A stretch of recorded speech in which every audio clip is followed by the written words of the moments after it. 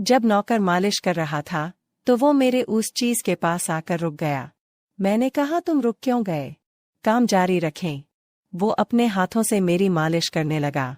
मैंने उसे थोड़ा प्रोत्साहित किया, ये गलत नहीं है, आप अच्छी मालिश कर रहे हैं। वह थोड़ा घबराया, लेकिन फिर उत्साह के साथ मालिश जारी रखी। 1 घंटा बीत गया और उसके हाथों ने मुझे एक अलग दुनिया दिखाई। फिर वह बोला, मालकिन आप बहुत सुंदर लग रही हैं।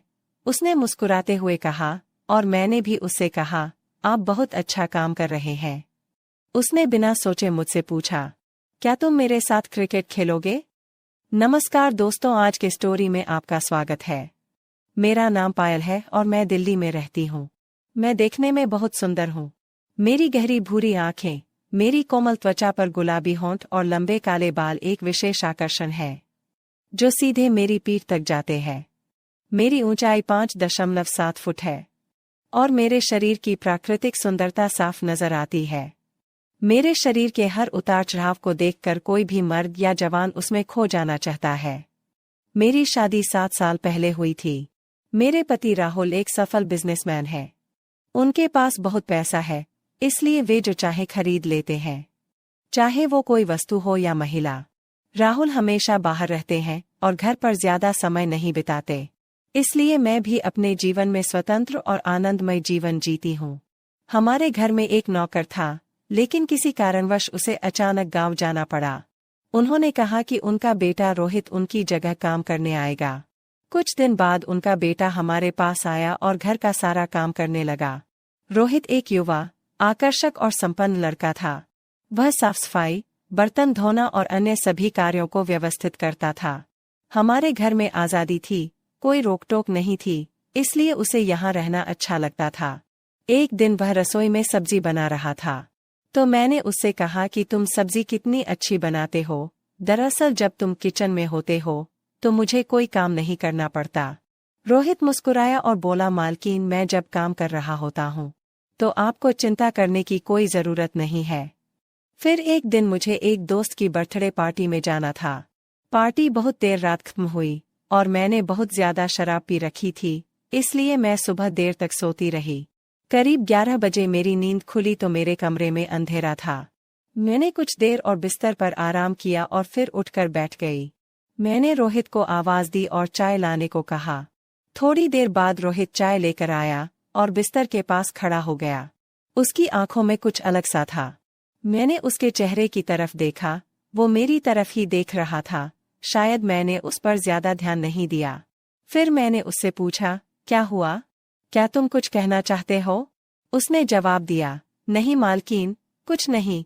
फिर मैंने उससे कहा, तो तुम यहाँ क्या कर रहे हो? फिर वह चला गया। उसके जाने के बाद मुझे थोड़ा दोषी महसूस हुआ। मैंने सोचा कि मुझे उसके साथ ऐसा व्यवहार नहीं करना चाहिए था। थोड़ी देर बाद मैंने उसे बुलाया और उसे मेरा कमरा साफ करने के लिए कहा।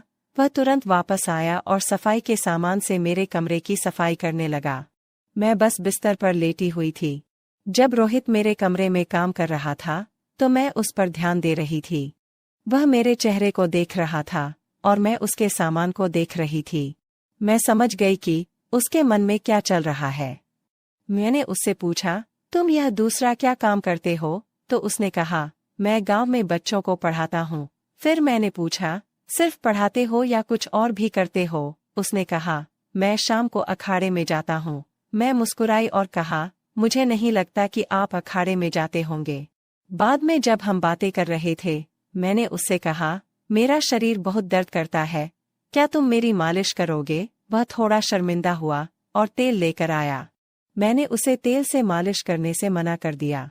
अब रोहित धीरे से मेरे पैरों की मालिश करने लगा और मैं सोच रही थी कि यह मेरे पैरों के ऊपरी हिस्से पर अधिक ध्यान देता है। उनका मन मेरी टांगों की ओर घूम रहा था। मैंने उसे और जोर से मालिश करने को कहा। उसने झिझकते हुए कहा, मालकिन, आपके पैरों को आराम की जरूरत है, इसलिए मैं हल्की मालिश कर रहा हूँ। मैंने हंसते हुए कहा, मुझे धीरे धीरे मालिश करना पसंद नहीं है, तुम थोड़ा जोर से करो। वो थोड़ा जोर से मालिश करने लगा। उस वक्त मुझे उसका काम बहुत अच्छा लग रहा था। धीरे धीरे वो मेरे घुटनों की मालिश करने लगा। मैंने कहा, आपका काम बहुत अच्छा है। वह थोड़ा खुश हुआ और मेरे उस चीज के पास आकर रुक गया। मैंने कहा, रुक क्यों गए? वह अपने हाथ से उसकी मालिश करने लगा। मैंने उसे थोड़ा हौसला दिया, ये गलत नहीं है। तुम अच्छी मालिश कर रहे हो। वह थोड़ा शर्माया, लेकिन फिर मुस्कुराहट और उत्साह के साथ मालिश करने लगा। जैसे जैसे टाइम बिता, उसके हाथ थोड़े अधिक आश्वस्त हो गए। एक अद्भुत एहसास हमारे मन में आया। 1 घंटा बीत गया और उसके हाथों ने मुझे एक अलग दुनिया दिखाई। मालकिन, तुम बहुत सुंदर लग रही हो, उसने मुस्कुराते हुए कहा। मैं मुस्कुराई और मैंने उससे कहा कि तुम बहुत अच्छा कर रहे हो। उसने बिना सोचे मुझसे पूछा, क्या तुम मेरे साथ क्रिकेट खेलोगे? मैंने मुस्कुराते हुए उससे कहा, हाँ, खेलूंगी, जिसका मैं लंबे समय से इंतजार कर रही थी। अब उसने खेल शुरू कर दिया। मुझे इस खेल में बहुत मजा आ रहा था। खेल कर वह थका हुआ लग रहा था। फिर मैंने उसे थोड़ा आराम करने की कहा। हमारे एक साथ समय बिताने के कारण मुझे अपने पति के अलावा एक अलग दुनिया का अनुभव हुआ। हमारा रिश्ता एक विशेष स्तर पर चला गया। पहले मैंने उसे एक दोस्त के रूप में देखा, लेकिन उसकी मालिश से मुझे बहुत संतुष्टि मिली। उसके साथ बातचीत बढ़ती गई और एक बात स्पष्ट हो गई, हमारे द्वारा की गई बातों के कारण हमारे रिश्ते में भावनाएं और गहरी हो गईं। एक दिन मैंने उससे पूछा, आपकी और क्या रुचि है? उसने उत्तर दिया, मालकिन, मैं आपको कुछ बताना चाहता हूँ। उसके चेहरे पर एक गंभीर भाव था। मैंने उस पर कुछ ध्यान देना जारी रखा। उसने कहा, मेरा सपना एक महान शिक्षक बनना और बच्चों को ज्ञान प्रदान करना है। मैंने देखा कि वह अपनी आकांक्षाओं को कितना महत्व देता था। मैंने उसे और प्रोत्साहित किया, लेकिन उस सपने को हासिल करने के लिए कड़ी मेहनत करनी होगी। हमने एक अनूठी बातचीत शुरू की। उन्होंने बताया कि उनके सपने और उनके काम करने का तरीका कितना महत्वपूर्ण था। उस पल से हमारा भावनात्मक जुड़ाव हो चुका था। उसकी चाहत ने मुझे एक नई प्रेरणा दी। इस तरह हमारा जीवन साथ साथ चलता रहा। एक दिन मुझे एहसास हुआ कि मैं उससे प्यार करती हूँ। मुझे चिंता थी कि यह एक भ्रम हो सकता है। मैंने अपने मन की गहराइयों से उससे पूछा, क्या तुम जानते हो मेरे पति के बारे में मैं क्या सोचती हूँ? वह रुका और बोला, क्या तुम अपने पति के साथ खुश नहीं हो? मैंने उससे कहा, उसे केवल काम से मतलब है। रोहित ने कहा, तो क्या तुम हमारे रिश्ते को और गहरा करना चाहती हो? मैं असमंजस में थी। जब मैं रोहित के साथ थी तो खुश थी, लेकिन मुझे अपने पति की याद आती थी। कभी कभी मुझे उसके लिए प्यार महसूस होता था, लेकिन अगले ही पल मेरे विचार गहरे हो गए। फिर एक दिन रोहित ने मुझे अपने मन की बात बताई।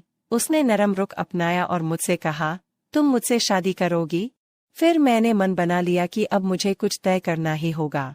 रोहित के प्यार को एक मौका देना होगा, और ये सब मुझे रोहित के सामने बताना होगा। रोहित, मैं तुम्हारे साथ एक अनोखी जिंदगी जीना चाहती हूँ। वह खुश हो गया और हम दोनों को एक दूसरे से प्यार हो गया। यह एक असामान्य प्यार था, विश्वास और समर्पण से भरा हुआ।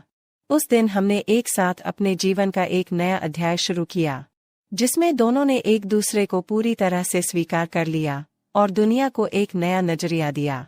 रोहित के साथ रहते हुए मुझे नई प्रेम कहानी का एहसास हुआ। प्यार कभी विफल नहीं होता, और उसके साथ रहने का मतलब जीवन के हर पल का आनंद लेना है। इस तरह हमारा रिश्ता एक नई विशिष्टता से भर गया। दोस्तों,